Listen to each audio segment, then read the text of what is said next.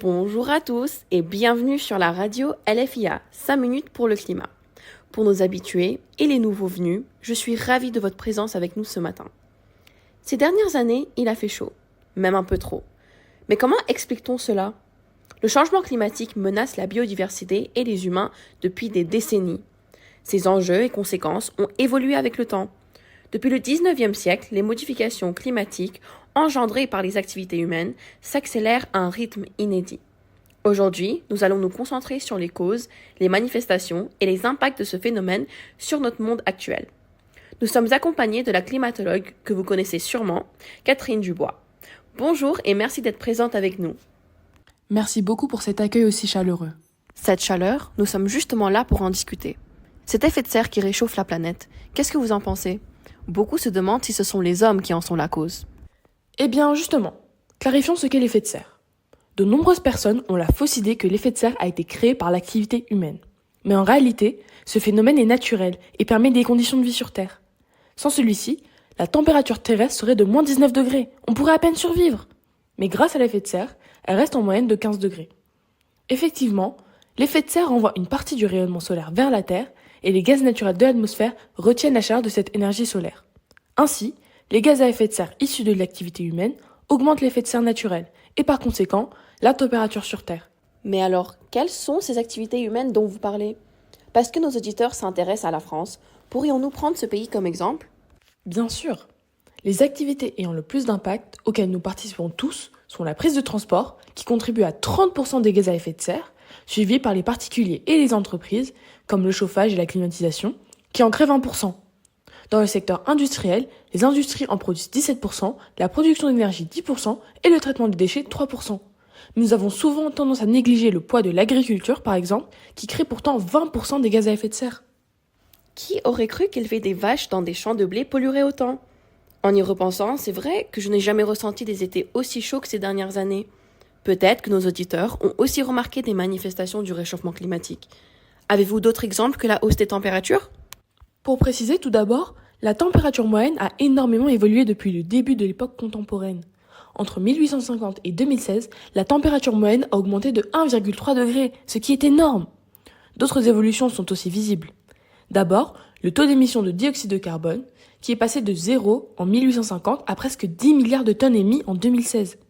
Finalement, le niveau des océans a augmenté de 300 mm sur la même période.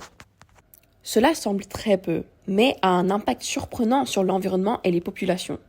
En parlant de conséquences, le réchauffement climatique touche autant la biodiversité que la société, comme nos auditeurs ont sûrement remarqué. Pourriez-vous nous parler des conséquences sur l'environnement ? Comme vous avez pu remarquer, notre climat change progressivement, et même irrémédiablement, par des phénomènes non négligeables. Entre sécheresse et inondations, perte de la biodiversité végétale et animale, désertification et fonte des glaces, il nous devient compliqué de réparer nos erreurs. L'environnement semble crier à l'aide, mais les humains dans tout ça, ne sommes-nous pas aussi victimes de nos propres actions ?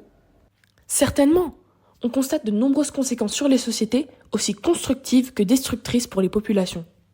La modernité implique l'exploitation. Celle-ci est la base du développement de nos sociétés et de l'innovation qui permet d'améliorer nos conditions de vie. Cette exploitation de ressources naturelles permet des échanges à l'échelle internationale et l'ouverture de nouvelles voies de communication. La mondialisation, qui a transformé notre monde, a surtout modifié nos sociétés. Cependant, cette construction a engendré une destruction, nous touchant tout particulièrement. Du coup, quels sont plus précisément les impacts sur l'humain ? Eh bien déjà, les populations sont touchées d'un point de vue matériel et économique avec la destruction des infrastructures liées aux catastrophes naturelles et le coût financier des méthodes d'adaptation face à celles-ci.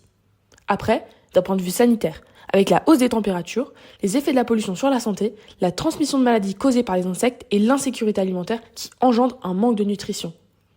Les victimes les plus importantes du climat sont surtout les réfugiés climatiques, qui sont obligés de fuir leur pays ou région en raison de conditions de vie très difficiles, pour garantir leur survie dans un endroit où ils ne devront pas faire face aux impacts du réchauffement climatique. Je me sens vraiment impuissante face à cela, comme j'en suis sûre de nombreux auditeurs. Comment faire prendre conscience aux gens des problèmes liés au réchauffement climatique ? La conscience climatique a déjà commencé depuis de nombreuses années au niveau international. De nombreux événements ont été la preuve d'un engagement des États dans la lutte contre les effets néfastes du changement de la planète. Depuis une prise de conscience dans les années 1970, de nombreux sommets de la Terre, des conventions et des COP ont été organisés pour permettre aux États de discuter de possibles décisions et engagements à prendre en vue d'atténuer les conséquences et risques du changement climatique. Cette prise de conscience est généralisée malgré une lente progression de la mobilisation internationale. C'est justement pour cette raison que j'interviens aujourd'hui. Mon but est d'éduquer la population au maximum. J'apprécie énormément cet aperçu sur ce sujet qui nous inquiète tous. Eh bien, merci à vous pour avoir mis en lumière mon travail et celui de mes collègues spécialistes. Et un grand merci à vous, chers auditeurs, pour votre attention. Et on se retrouve la semaine prochaine pour une nouvelle édition de 5 minutes pour le climat. N'hésitez pas à écouter le prochain podcast.